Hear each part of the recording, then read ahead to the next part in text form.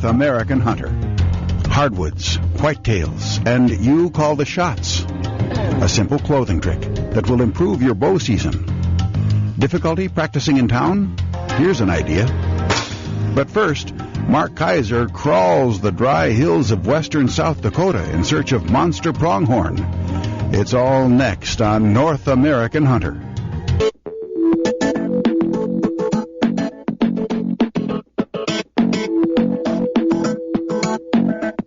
A uniquely all-American native of the rolling western prairies, the pronghorn is at home in wide open places. With eyes nearly 2 inches in diameter, providing vision that is the equivalent of 8 power binoculars, and a field of view of nearly 360 degrees, the pronghorn picks off potential predators from long distances. Not only are you up against an opponent with sharper eyesight than a first base umpire, but you're up against an environment that literally hates you. The ground is just as tough as adversary as the pronghorn. First of all, you're crawling through grass that's no higher than 3 or 4 inches. And this year, since it's a drought year, there is little or no cover at all. What's left? Lots and lots of prickly pear cactus. Okay, there's a lot of cactus here. And they're going to jab and poke you in your arms, elbows, knees, some of the softer parts of your body we can't mention on TV, and it hurts. It's a fun hunt, but it's not a cakewalk like a lot of people have said over the years, and especially if you're going after a big trophy buck who's surrounded by a harem of ladies.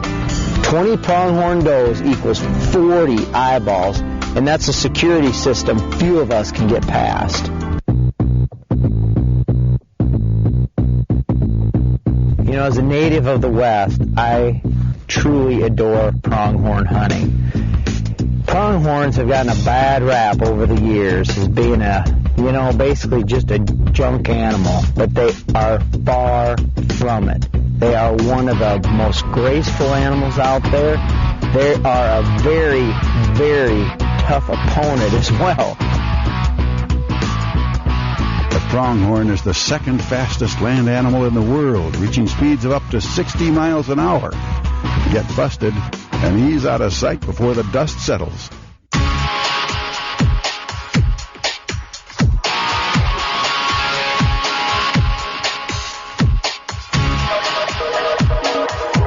Mark is hunting near Bison, South Dakota, with longtime friend Clint Engelhart.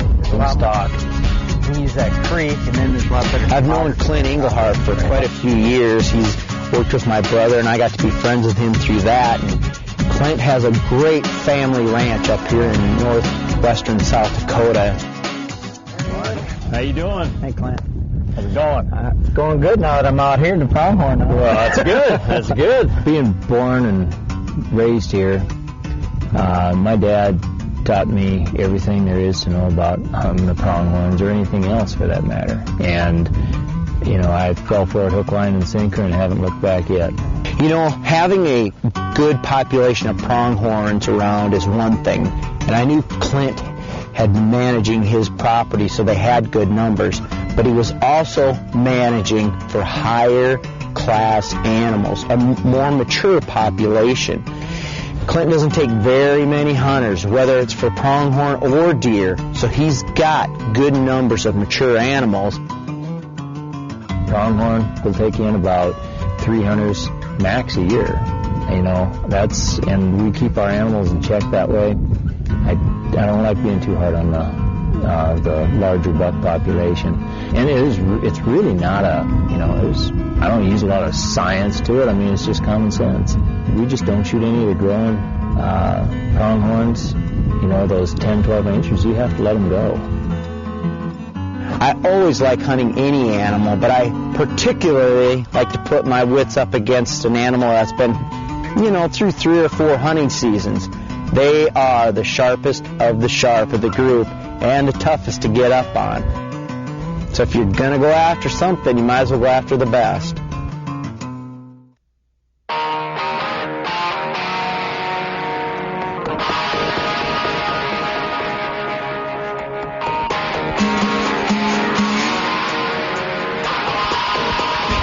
you're going to hunt pronghorn, one thing I strongly suggest is get out of the truck. So many pronghorn hunters just drive around, try to spot them, jump out and shoot. You know, there's ranch roads everywhere across the West when I've hunted in South Dakota, Wyoming, Montana. But if you can get out and use the terrain, use your eyes, and use a little bit of stealthiness and stalking, you're going to have a much more rewarding hunt. Trust me, crawling up on any big game animal as they're bedded or feeding and getting within shooting range without them knowing you're there is one of the greatest accomplishments you can do as a hunter. And you're not going to do that with your diesel truck rattling right beside the road, because every pronghorn in the pasture is going to have his eyes right on you. Leave the truck by the road, get out and hike. You'll love pronghorn hunting. Pronghorn hunting takes a slight modification in your deer equipment. And what I mean in modification, you may want to up your power and optics as far as your rifle scope, and you may also want to do it on your binocular. You'll at least want an 8-power binocular. A 10-power is what I've been using the most in the prairie. It gives me just a little bit better trophy evaluation when I do spot an animal, so I may or may not have to take out my spotting scope. Spotting scope's another good tool you're going to want, because pronghorn hunting, especially if you're looking for a trophy caliber animal, is a matter of inches. Pronghorns range from 13 to 16 is a good range for, a mature animal.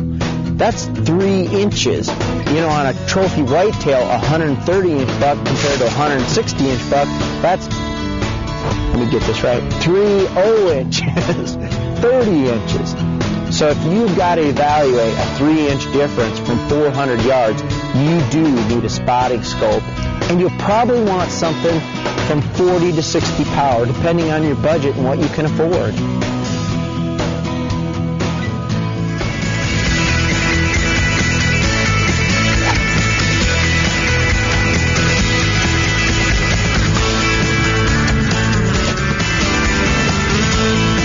I wish I would have had that shot this morning. Unfortunately, I'm on an outfitted hunt. I hunted the morning, didn't see any deer. But before I go inside and take a nap, have some lunch, and get ready for the afternoon hunt, I like to shoot a few arrows, make sure all my equipment is in working order. But most importantly, I like to put on all the clothes that I had on, face mask, big hats, gloves, and make sure that I can shoot well with all that gear on my face. The bow feels different in my left hand. The release feels different in my right. Feels different along my ear because of this neck gaiter. Same result.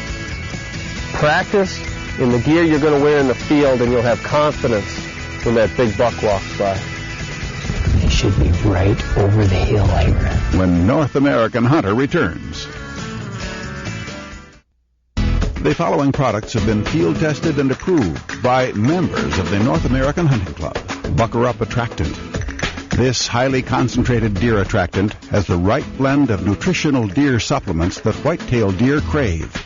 Bucker Up has the precise percentage of protein and fat for optimal whitetail growth. The Hydro 2 Max Recovery Drink is formulated to speed up absorption of fluids to effectively rehydrate faster than plain drinking water.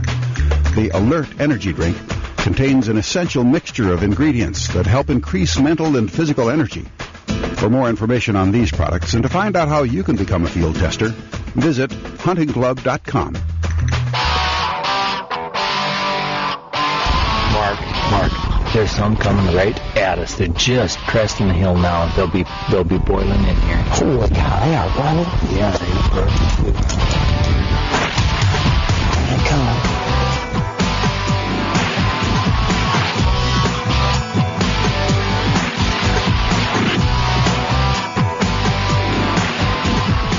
Should be right over the hill here. They've got to be. Yeah, they can't get. I mean, they're in a blue there. They can't That's get out right. of it. We'd see them. Any way they go, we'll see them. So let's work our way up their ways.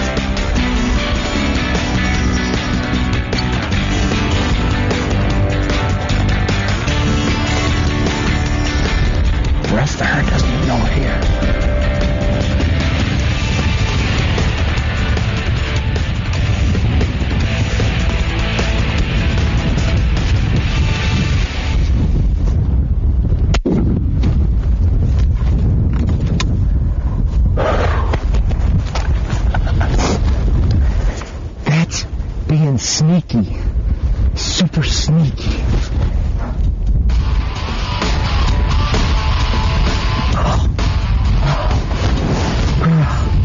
That was cool. That's the way I like to hunt.